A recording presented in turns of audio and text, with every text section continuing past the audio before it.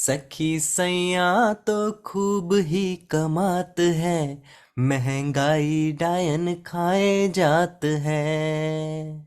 पीपली live movie का ये song उसी महंगाई के बारे में है, जिसकी वजह से हमारी ज़रूरत की चीज़ें महंगी होती जा रही हैं और सेविंग्स कम। अगर हमारी इनकम बढ़ती है तो उससे तेज रफ्तार से हमारे खर्चे भी बढ़ते हैं। इसलिए ज़रूरत पड़ती है उस फाइनेंशियल प्लानिंग की, जो हमें हमारे फाइनेंशियल गोल्स को पूरा करने में हमारी हेल्प कर सके।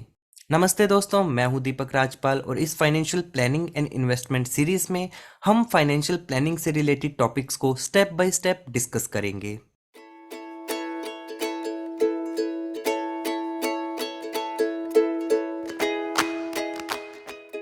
अगर हम फाइनेंस से रिलेटेड कोई कोर्स कर रहे हैं तो बात अलग है, वरना हमारे स्कूल्स और कॉलेजेस में फाइनेंस के बारे में कम ही सिखाया जाता है।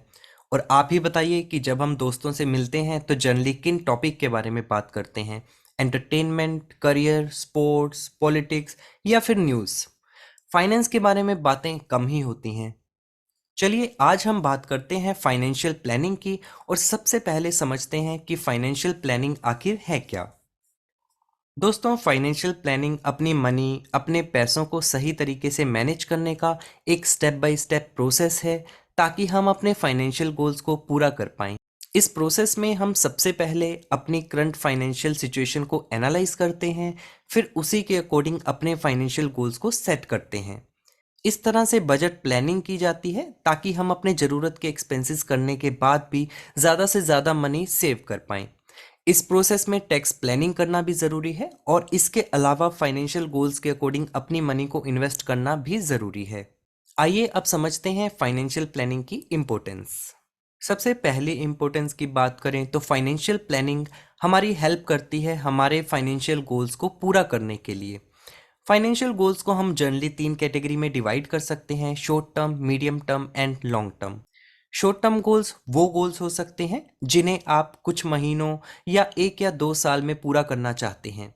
इसके कुछ एग्जाम्पल हो सकते हैं, जैसे कि एक इमरजेंसी फंड बिल्ड करना, वेकेशन के लिए प्लान करना, कोई इलेक्ट्रॉनिक गैजेट या होम अप्लायंस खरीदना, जैसे कि स्मार्टफोन, रेफ्रिजरेटर, एसी, कैमरा या लैपटॉप। मीडियम टर्म गोल की बात करें तो इसमें वो फाइनेंशियल गोल्स आ सकते हैं जिन्हें आप अगले 2, 5 या 10 साल में पूरा करना चाहते हो। जैसे कि अगर आपको अपने घर को रिनोवेट करवाना है, एक नई कार खरीदनी है, किसी वेडिंग या बड़े इवेंट के लिए सेव करना है, या इसमें बच्चों की एजुकेशन भी एक पार्ट हो सकती है। लॉन्ग टर्म गोल्स यानी कि ऐसे गोल्स जिन्हें पूरा होने में 10, 20 या उससे भी ज़्यादा साल लग सकते हैं। फॉर एग्जाम्पल, अगर आपको अपनी रिटायरमेंट या बच्चों की शादी के लिए सेव करना है, या एक नया घर खरीदना है, तो वो आपके लॉन्ग टर्म गोल्स का एक पार्ट हो सकता है। गोल्स का कैटेगराइजेशन ज़रूरतों और एज के हिसाब से अलग अलग हो सकता है। फॉर एग्जाम्पल, ये पॉसिबल है कि एक नया घर खरीदना किसी के लिए लॉन्ग टर्म गोल नहीं, बल्कि शॉर्ट टर्म या मीडियम टर्म गोल हो। सेकेंड पॉइंट की अगर हम बात करें तो फाइनेंशियल प्लानिंग की जाती है वेल्थ एक्यूमुलेशन यानी कि पैसा जोड़ने के लिए। हम में से कौन है जो वेल्थ नहीं क्रिएट करना चाहता? कोई माइंड की पीस के लिए, कोई रिटायरमेंट प्लानिंग, तो कोई फाइनेंशियल फ्रीडम के लिए। हम सब इतना पैसा इकट्ठा करना चाहते हैं ताकि फ्यूचर में फाइनेंशियल स्ट्रेस ना हो। इसको भी एक तरह से लॉन्ग टर्म गोल्स का पार्ट माना जा सकता है। तीसरी इंपॉर्टेंस की अगर हम बात करें तो वो है अपनी मनी को इन्फ्लेशन से प्रोटेक्ट करना। इसके बारे में हम नेक्स्ट सेक्शन में डिटेल से बात करेंगे। चलिए बात करते हैं इन्फ्लेशन की। इन्फ्लेशन यानी कि हिंदी में कहें तो महंगाई दर, वो परसेंटेज रेट है जिस लेवल से किसी इकोनॉमी में चीज़ें या सर्विसेज के प्राइस बढ़ते हैं। आपने अपने आसपास देखा ही होगा कि कैसे कुछ ही महीनों में ज़्यादातर चीज़ों के रेट पहले से ज़्यादा होते जाते हैं। इसका सीधा सा मतलब है कि हमारी करेंसी की वैल्यू साल दर साल कम होती जा रही है। इन्फ्लेशन को मेज़र करने के लिए अलग अलग मेथड, इंडेक्स यूज़ किए जाते हैं। सबसे कॉमन मेथड है कंज्यूमर प्राइस इंडेक्स यानी कि सीपीआई। सीपीआई रेट उन कॉमन आइटम्स और सर्विसेज के प्राइस को ट्रैक करता है जो अक्सर फैमिली में यूज़ की जाती हैं, जैसे कि खाने पीने की चीज़ें, कपड़े, हाउसिंग, ट्रांसपोर्टेशन, मेडिकल केयर या एजुकेशन। अभी इंडिया का इन्फ्लेशन रेट यानी कि सीपीआई लास्ट कुछ सालों में 5 से 7% रहा है। सीपीआई डेटा से रिलेटेड यूजफुल लिंक्स आपको डिस्क्रिप्शन में भी मिल जाएंगे। चलिए समझते हैं कि किस तरह से इन्फ्लेशन हमारी कॉस्ट ऑफ लिविंग को अफेक्ट करता है। एक सिंपल एग्जांपल से इसे समझे तो आज 100 रुपये में जितना आटा या दूध आपको मिलता है, मोस्ट पॉसिबली एक साल के बाद सेम अमाउंट में आपको कम आटा और दूध ही मिलेगा। अगर आप सोचते हैं कि आपने फ्यूचर के लिए इनफ मनी सेव कर ली है, तो आपको ये समझना होगा कि इन्वेस्टमेंट के बिना आपकी मनी की वैल्यू टाइम के साथ साथ कम होती जाएगी। एक और एग्जांपल से अगर हम इसे समझें तो आज अगर आप 2 या 3 लाख रुपए में पूरे साल का राशन खरीद सकते हैं, तो आज से 10 या 12 साल बाद इतने ही अमाउंट से आप सेम फैमिली मेंबर्स के लिए शायद सिर्फ 6 महीने का राशन ही खरीद पाएंगे।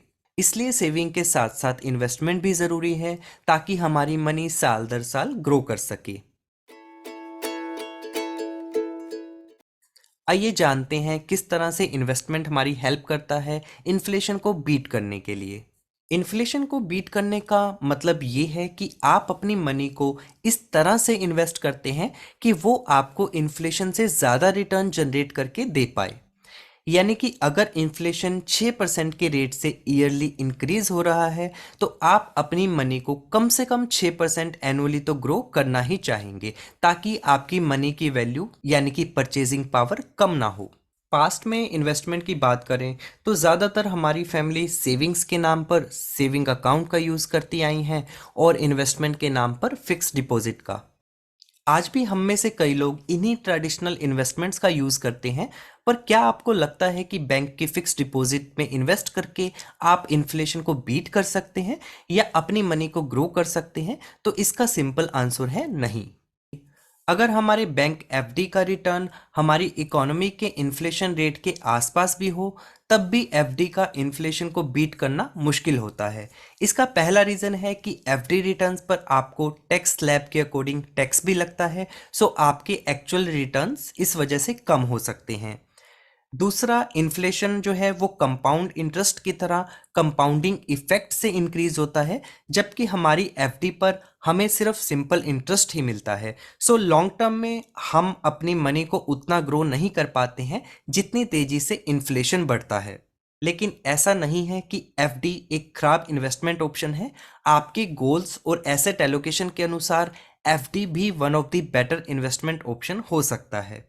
जैसे जैसे इंडिया में फाइनेंशियल अवेयरनेस बढ़ रही है, लोग बाकी इन्वेस्टमेंट ऑप्शंस को भी एक्सप्लोर कर रहे हैं, जैसे कि म्यूचुअल फंड, स्टॉक्स, क्रिप्टोज। मगर लैक ऑफ नॉलेज और प्रॉपर रिस्क मैनेजमेंट ना होने की वजह से कभी कभी हम अपने सालों की सेविंग्स कुछ ही दिनों में गंवा बैठते हैं। इसके अलावा अगर हम बात करें सैलरीड पर्सन की, तो हमारे पास इन्वेस्टमेंट के साथ साथ टैक्स प्लानिंग के लिए भी काफ़ी ऑप्शंस अवेलेबल हैं, जैसे कि PPF, EPF, ELSS, ULIPs and NPS. इन सभी इन्वेस्टमेंट ऑप्शंस को हम डिटेल से डिस्कस करेंगे एसेट एलोकेशन से रिलेटेड एक नए एपिसोड में। इस एपिसोड में फिलहाल हमने सीखा कि हमारी लाइफ में फाइनेंशियल प्लानिंग और इन्वेस्टमेंट की क्या इंपॉर्टेंस है और किस तरह से इन्फ्लेशन हमारी लाइफ, हमारी सेविंग्स को अफेक्ट करती है। अगर आप इसी टॉपिक को और डीप से स्टडी करना चाहते हैं, तो कुछ दूसरे एक्सपर्ट्स के सिलेक्टेड वीडियोस के लिंक हमने डिस्क्रिप्शन में ऐड कर दिए हैं, आप उन्हें एक्सप्लोर कर सकते हैं। इस सीरीज में आगे हम कुछ और फाइनेंशियल कंसेप्ट्स की बात करेंगे, जैसे कि budget planning, asset allocation, tax planning, investment options, insurance, basics of stock market and mutual fund. Financial education से रिलेटेड कुछ top YouTube channels and website की लिस्ट भी हम आपके साथ शेयर करेंगे, ताकि आप सिर्फ हमारे ही नहीं दूसरे अच्छे चैनल से भी लर्निंग ले पाएं। इसके साथ ही हम बात करेंगे पावर ऑफ कंपाउंडिंग की, जो हमें बड़े बड़े फाइनेंशियल गोल्स अचीव करने में हमारी हेल्प कर सकता है। सो दोस्तों, आज के एपिसोड में इतना ही। आप अपना फीडबैक हमें कमेंट्स में मेंशन कर सकते हैं। तो मिलते हैं एक नए एपिसोड में। वीडियो को लास्ट तक देखने के लिए बहुत बहुत धन्यवाद।